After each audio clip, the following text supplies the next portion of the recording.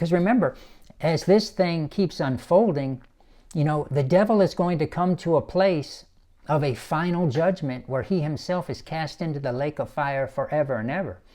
Now, prior to that, he's kind of being judged in stages. You can read where during Jesus's 1,000-year reign, the devil is put in a bottomless pit for 1,000 years. So that's another level of judgment. He even in the Garden of Eden, when it says, when God curses him and says, you'll eat the dust of the earth.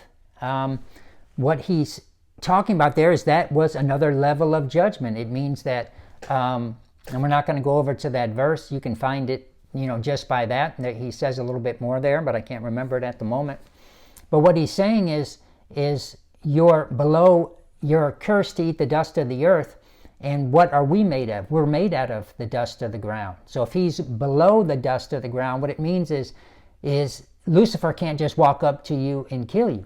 There's a verse in the Old Testament where I believe it's 185,000 Assyrians, one angel killed in one night. I mean, these bad boy angels, they'll just go through and wipe out 185,000 people. So of course, if Lucifer, who is that high-class archangel, if he was on the loose and allowed to do that, he would just kill everybody in a week and a half, and it would be over.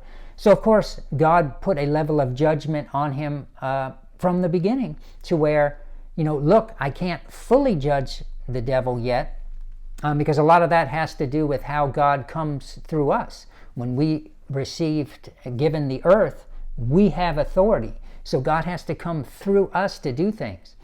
But God could still remain who he was at that point, and according to justice and perfect judgment, he could level that level of judgment on Lucifer, in our beginning, right after Adam sinned, and say, look, you're below the dust of the earth. You can't just go, I like how Pastor Dave said, he said, you can't just go and push somebody off a cliff.